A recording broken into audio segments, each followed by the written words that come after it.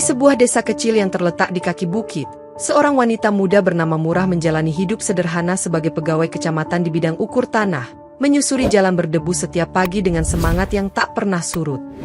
Murah adalah seorang janda berusia 28 tahun yang hidup bersama ibunya setelah suaminya meninggal dalam kecelakaan kerja, dan ia berjuang keras untuk memenuhi kebutuhan keluarganya.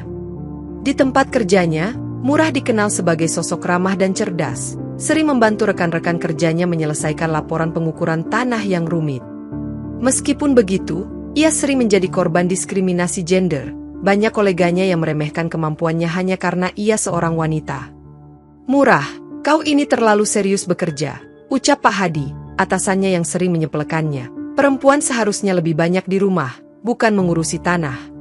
"Pak, saya hanya ingin menjalankan tugas saya dengan baik," jawab Murah dengan nada tenang, meskipun hatinya terasa sakit mendengar pernyataan itu. Ayah Murah, seorang petani sederhana, telah menanamkan nilai-nilai kejujuran dan keteguhan hati kepadanya sejak kecil, dan itu menjadi pedoman hidupnya. "Kita hidup di desa kecil ini, Murah," kenang Murah akan nasihat ayahnya. "Yang paling penting adalah menjaga nama baik keluarga dengan bekerja keras."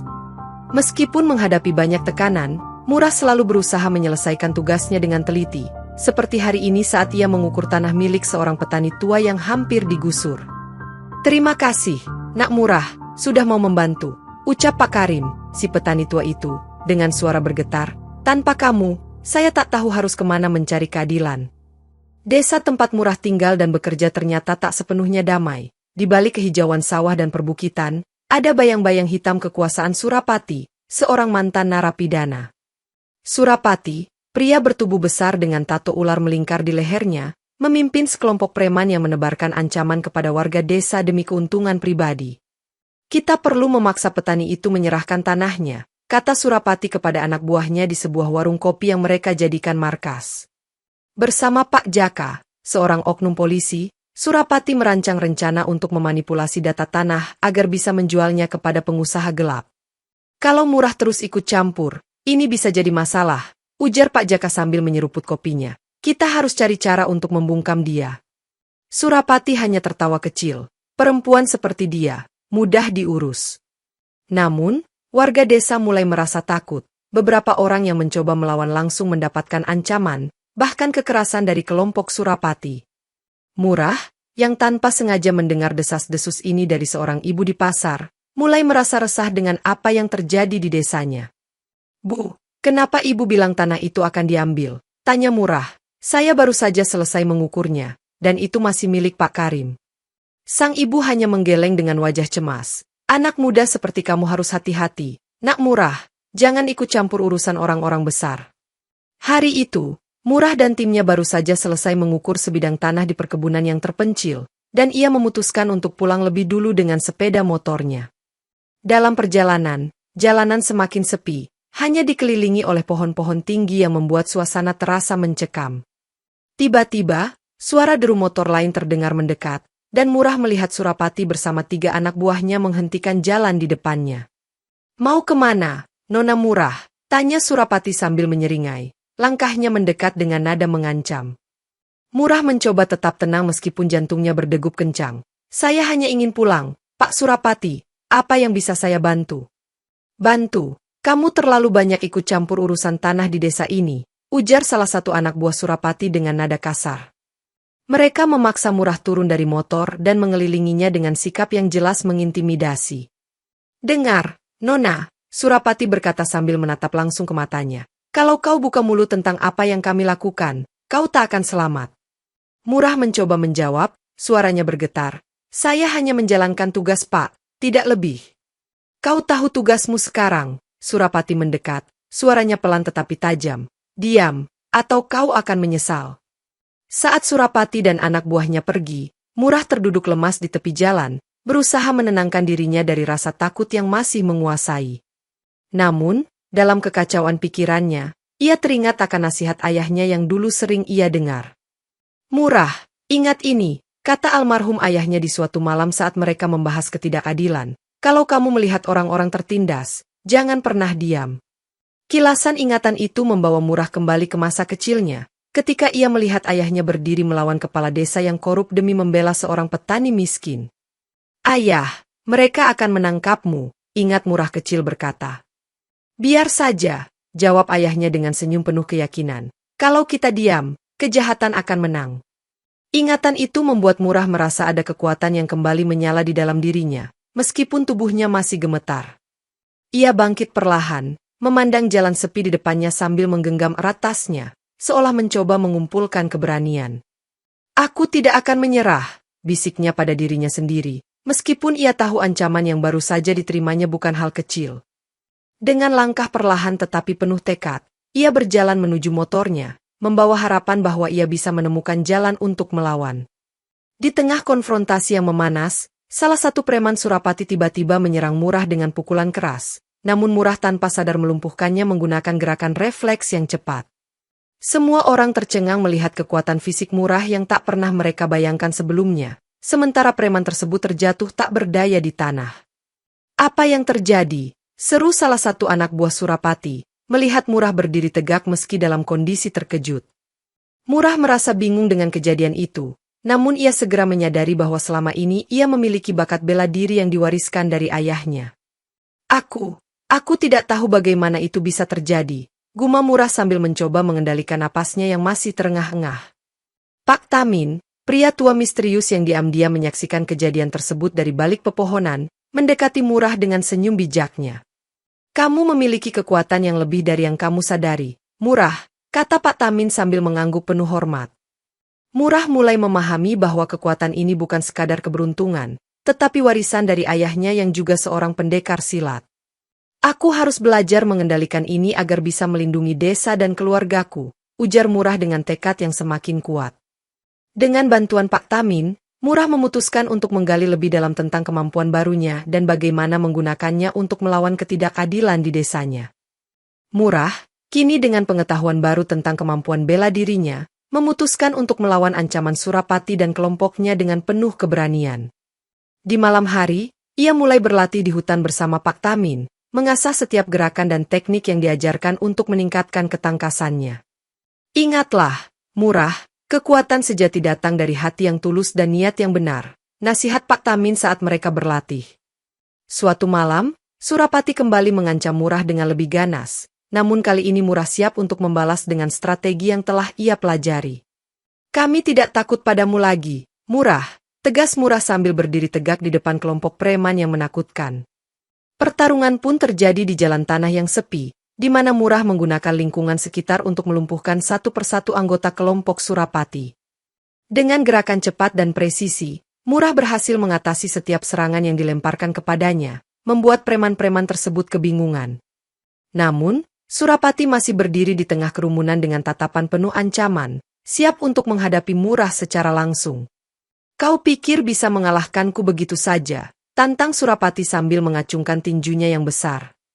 Meskipun lelah dan terluka, Murah tidak mundur, mengetahui bahwa perjuangannya masih panjang untuk keadilan di desanya. Setelah pertempuran yang menegangkan, Murah menyadari bahwa konflik di desanya lebih kompleks dari yang ia duga, melibatkan pengusaha gelap bernama Tuan Arman yang bekerja untuk perusahaan tambang ilegal. Dalam sebuah pertemuan rahasia, Tuan Arman memberi perintah kepada Surapati untuk menghilangkan Murah karena dianggap sebagai ancaman bagi rencana penambangannya. Murah adalah masalah yang harus segera diselesaikan, perintah Tuan Arman dengan nada dingin sambil melihat data tanah yang telah dimanipulasi. Pak Jaka, oknum polisi yang korup, berjanji kepada Tuan Arman bahwa ia akan membereskan situasi ini dengan cara apapun yang diperlukan. Tidak ada yang akan menghentikan kita, Pak Arman, desa ini akan menjadi milik kita, jawab Pak Jaka sambil tersenyum licik. Murah, yang mendengar pembicaraan ini melalui informasi yang diberikan oleh Pak Tamin, mulai menyusun langkah selanjutnya untuk mengungkap kejahatan ini. Aku harus menemukan bukti yang bisa membongkar kolusi antara Surapati dan Tuan Arman, pikir Murah sambil menyusun rencana.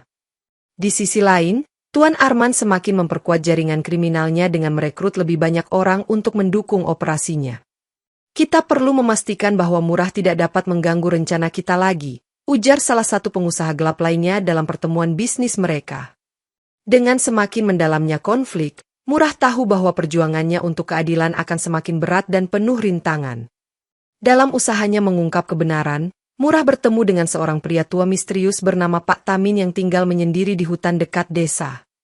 Pak Tamin, seorang mantan pendekar yang telah pensiun dari dunia silat, menawarkan bantuan kepada Murah untuk memahami kekuatan tersembunyi yang dimilikinya.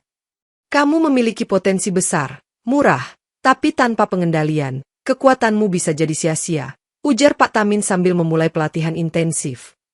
Setiap hari, mereka berlatih di bawah naungan pohon-pohon rimbun, mengasah teknik bela diri dan meningkatkan fokus mental Murah.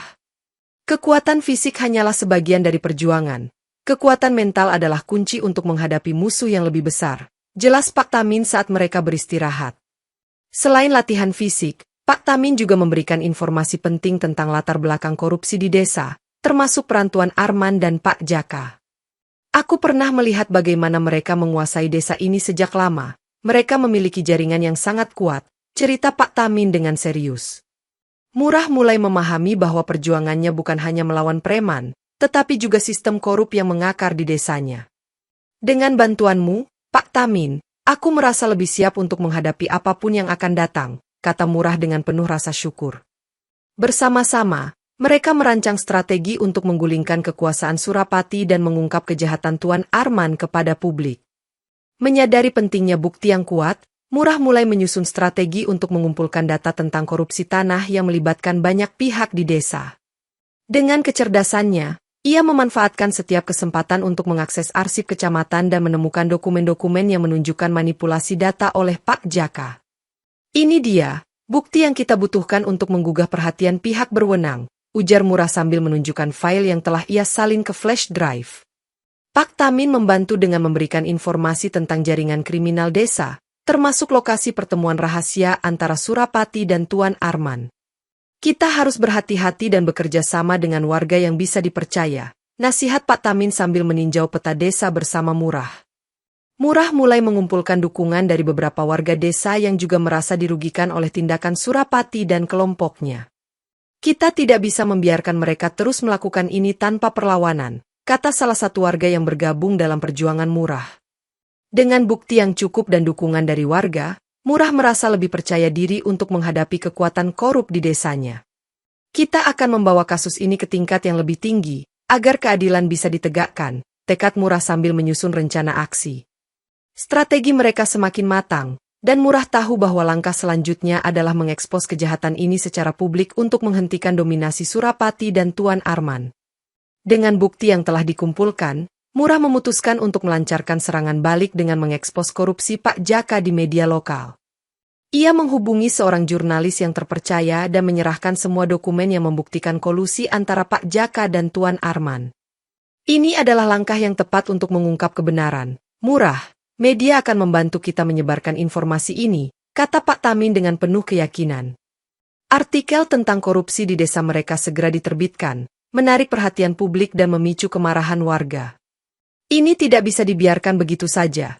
Polisi harus menyelidiki ini secara menyeluruh, ujar seorang pejabat pemerintah dalam wawancara televisi. Dampak dari langkah Murah sangat besar, menyebabkan terjadinya perpecahan di dalam kelompok Surapati yang kini mulai saling mencurigai. Kau pikir publik akan membiarkan ini terjadi? Kita harus bertindak cepat sebelum semuanya hancur, keluh Surapati kepada anak buahnya. Surapati semakin marah dan bersumpah untuk membalas dendam secara pribadi terhadap Murah, mengetahui bahwa ia kini menjadi target utama. Kita akan tunjukkan kepada Murah siapa yang sebenarnya mengendalikan desa ini, ancam Surapati dengan nada penuh kebencian. Sementara itu, polisi mulai melakukan penyelidikan serius terhadap jaringan korupsi di desa, memberikan harapan baru bagi warga yang selama ini tertindas. Merasa terancam oleh keberhasilan Murah dalam mengungkap korupsi, Surapati memutuskan untuk membalas dendam dengan cara yang lebih personal dan brutal. Suatu malam, Surapati dan anak buahnya memburu Murah hingga sampai ke rumahnya, dengan niat jahat untuk memaksanya menyerah. Kau pikir kau bisa lolos begitu saja, Murah? Kami akan memastikan kau menyesal telah mengganggu kami, ancam Surapati sambil masuk rumah Murah dengan penuh amarah. Dalam kekacauan tersebut, Surapati menyerang ibunya yang sedang tidur, membuat Murah panik dan berusaha melindungi ibunya dengan segala cara. Ibu, saya di sini, jangan takut, teriak Murah sambil mendorong ibunya ke tempat yang lebih aman. Meskipun berusaha sekuat tenaga, Surapati berhasil menangkap Murah dan membawa ibunya sebagai sandera. "Jangan ada salah paham, Murah. Kami hanya ingin kau mundur dari perjuangan ini," ujar Surapati dengan tatapan dingin. Namun, keberanian Murah dan bantuan tiba-tiba dari beberapa warga desa yang mendengar teriakan mereka membuat situasi menjadi semakin kacau. "Kami tidak akan membiarkanmu menyakiti keluarga kami," seru salah satu warga sambil menyerang kelompok Surapati. Dalam kekacauan tersebut, Murah berhasil menyelamatkan ibunya tetapi harus melarikan diri ke tempat aman bersama beberapa pendukungnya, sementara Surapati bersumpah untuk terus memburu mereka. Di tengah perjuangan mereka, Murah menghadapi pengkhianatan yang tak terduga ketika salah satu rekan kerjanya di kecamatan ternyata bekerja untuk Pak Jaka dan membocorkan rencana Murah kepada para penjahat. "Aku tidak percaya kamu mengkhianati kami demi keuntungan pribadi," ujar Murah dengan mata penuh kekecewaan saat mengetahui kebenaran. Pengkhianatan ini membuat posisi Murah semakin sulit, karena informasi rahasia mereka kini berada di tangan musuh.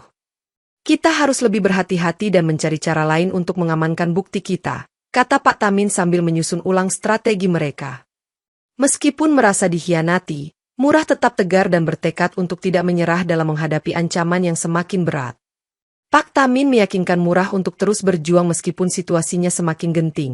"Kita tidak bisa mundur sekarang. Desa ini membutuhkan kita."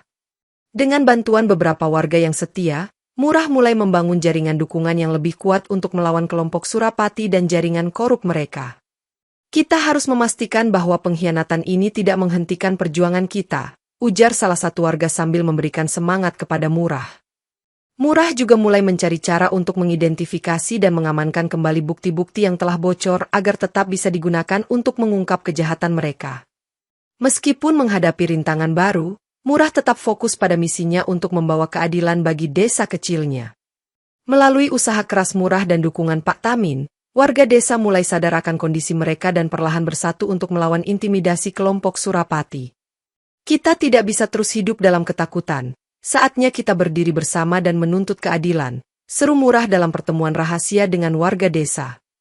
Warga mulai mengorganisir diri mereka, membentuk kelompok-kelompok kecil untuk saling mendukung dan melindungi satu sama lain dari ancaman Surapati.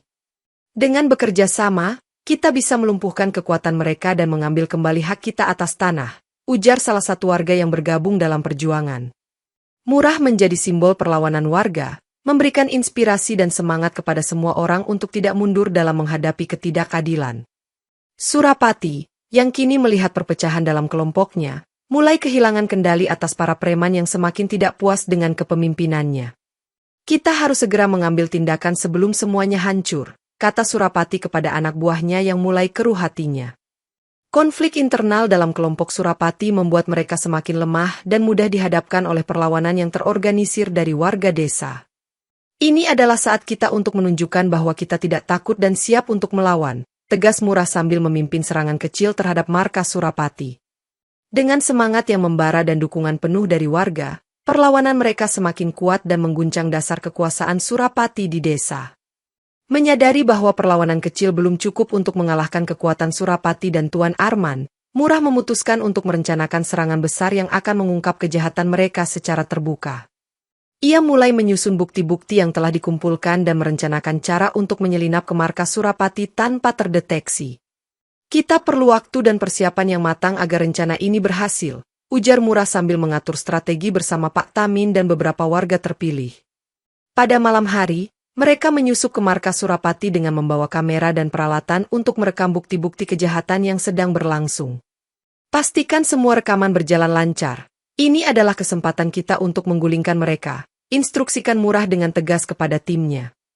Ketegangan meningkat saat mereka hampir tertangkap oleh penjaga markas. Namun keberanian dan kecepatan mereka membuat mereka berhasil lolos tanpa terdeteksi.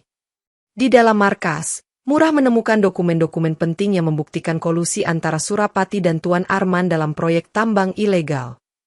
"Ini akan menjadi bukti yang tak terbantahkan untuk membongkar jaringan korupsi ini," kata Murah sambil mengumpulkan semua dokumen yang ada. Setelah berhasil mendapatkan bukti, mereka segera meninggalkan markas dengan hati-hati, menyadari bahwa setiap langkah selanjutnya sangat menentukan. Dengan bukti yang lengkap dan siap untuk dipublikasikan, Murah merasa bahwa keadilan akhirnya akan terwujud di desa kecil mereka. Dengan bukti yang telah dikumpulkan, Murah memimpin serangan terakhir ke markas Surapati untuk mengungkap kejahatan mereka secara terbuka di depan media dan aparat hukum. Di tengah pertempuran sengit, Murah menunjukkan keahliannya sebagai pendekar modern, melawan Surapati dan anak buahnya dengan strategi cerdas dan gerakan yang terampil. Kau tidak akan menang, Surapati. Ini adalah akhir dari semua kejahatanmu, teriak Murah sambil menyerang dengan penuh semangat. Pertempuran berlangsung di markas yang kini penuh dengan media yang datang untuk menyaksikan momen pengungkapan kejahatan. Dengan bukti yang tersebar di seluruh ruangan, Murai menyerang satu persatu preman yang mencoba melawan, sementara Surapati berusaha mempertahankan posisinya. Pak Jaka, yang juga hadir di markas, mencoba melarikan diri namun dihadang oleh beberapa warga yang kini bersatu untuk menangkapnya. Dalam perkelahian yang intens, Murah berhasil melumpuhkan Surapati dengan satu pukulan telak, membuatnya terjatuh tak berdaya di lantai markas. Ini akhir dari jalanmu, Surapati, ujar Murah dengan napas tersengal-sengal namun penuh kemenangan. Namun, dalam momen kemenangan itu, Murah sendiri terluka parah akibat serangan balasan dari Surapati yang mencoba bangkit kembali. Meski terluka, Murah tetap berdiri tegak, mengetahui bahwa perjuangan mereka telah membawa perubahan besar bagi desa mereka. Dengan bukti yang telah disebarkan dan pertarungan yang terekam di media, polisi jujur akhirnya turun tangan untuk menangkap Tuan Arman dan membongkar jaringan korupsi tanah di desa. Kami akan memastikan bahwa keadilan ditegakkan dan semua yang terlibat dalam korupsi ini akan dihukum, ujar seorang pejabat tinggi dalam konferensi pers. Pak Jaka, yang mencoba melarikan diri setelah kekalahan di markas Surapati, akhirnya tertangkap oleh warga yang kini lebih berani untuk bertindak. Kau telah mengkhianati desamu, kini kau akan menghadapi konsekuensinya, kata salah satu warga sambil menyerahkan Pak Jaka ke pihak berwajib. Media meliput kasus ini secara luas, menyebarkan kisah keberanian Murah kepada seluruh negeri dan menjadikannya pahlawan lokal. Murah adalah contoh nyata bahwa keberanian dan keteguhan hati dapat mengalahkan kejahatan dan korupsi, puji seorang jurnalis dalam artikelnya. Desa kecil mereka mulai merasakan perubahan besar, dengan kehadiran aparat hukum yang membersihkan sisa-sisa korupsi yang masih ada. Akhirnya, desa kita bisa hidup damai tanpa takut akan ancaman, ujar salah satu warga yang merasa lega dengan perubahan tersebut. Murah, meskipun terluka, merasa puas melihat hasil dari perjuangannya yang panjang dan penuh tantangan.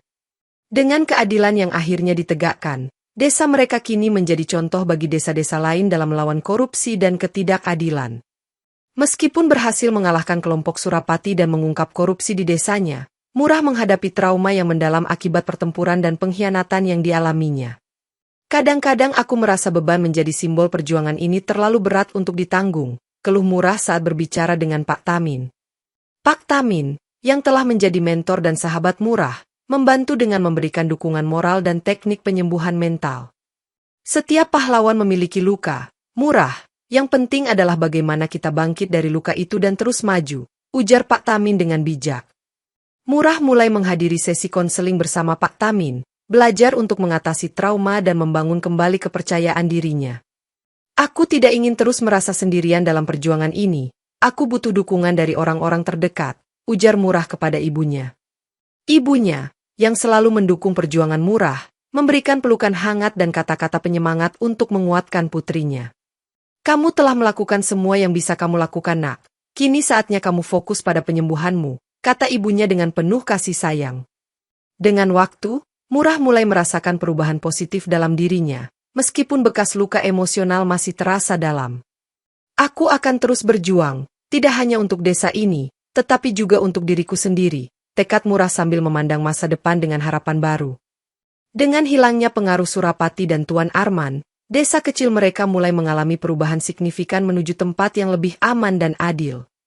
Pemerintahan desa yang baru, yang dipimpin oleh warga yang jujur dan berdedikasi, mulai melakukan reformasi untuk memastikan keadilan dan kesejahteraan semua warga.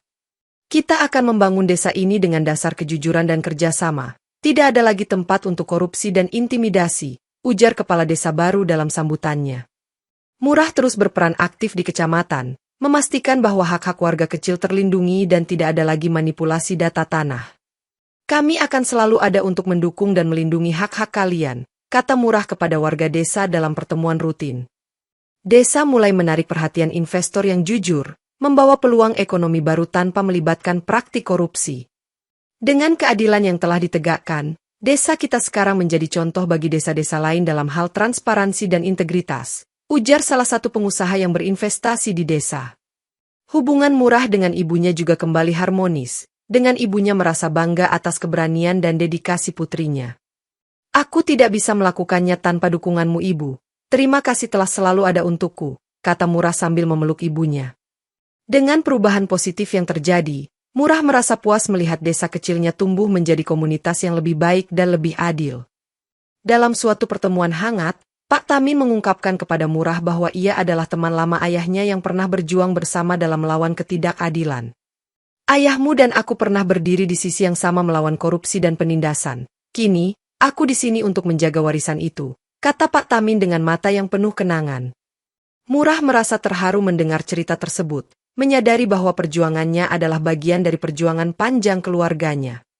Aku berterima kasih atas segala bantuan dan bimbinganmu, Pak Tamin. Tanpamu, mungkin aku tidak akan pernah bisa melawan mereka, ujar Murah dengan tulus.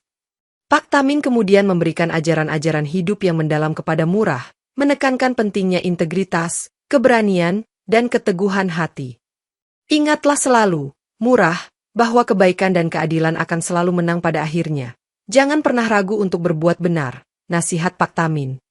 Sebagai tanda terima kasih, Pak Tamin memberikan sebuah cincin pusaka yang pernah dimiliki ayah Murah, simbol dari keberanian dan keadilan.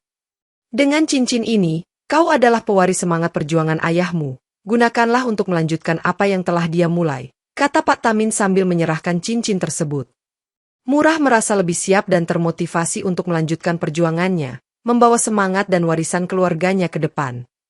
Aku akan terus berjuang untuk keadilan dan melindungi desa ini, seperti yang ayahku dan kamu lakukan, janji Murah sambil mengenakan cincin pusaka tersebut.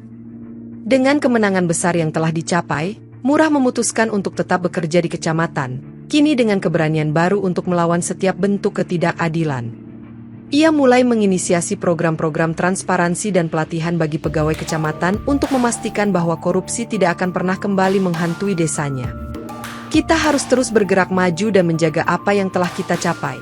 Keberanian kita hari ini adalah warisan untuk masa depan, ujar Murah dalam pidato resminya. Murah juga menjadi inspirasi bagi banyak wanita di desanya, mendorong mereka untuk mengambil peran aktif dalam memperjuangkan hak dan keadilan. Jika saya bisa melakukannya, kalian juga bisa. Jangan pernah takut untuk berdiri dan memperjuangkan apa yang benar, kata Murah dalam seminar pemberdayaan wanita. Desa mereka kini menjadi contoh keberhasilan dalam melawan korupsi dan membangun komunitas yang lebih adil dan sejahtera. Kita telah membuktikan bahwa dengan persatuan dan keberanian, tidak ada yang tidak mungkin, ujar salah satu warga desa dengan bangga. Hubungan Murah dengan warga semakin erat, dengan banyak yang datang untuk meminta nasihat dan bantuan dalam menyelesaikan masalah mereka. Aku merasa terpenuhi melihat desa ini tumbuh dan berkembang. Semua perjuangan kita tidak sia-sia, ungkap Murah dengan senyum bahagia. Kisah Murah berakhir dengan harapan yang kuat bahwa keadilan selalu bisa ditegakkan, meskipun menghadapi berbagai tantangan, dan bahwa perubahan positif selalu mungkin terjadi melalui keberanian dan keteguhan hati.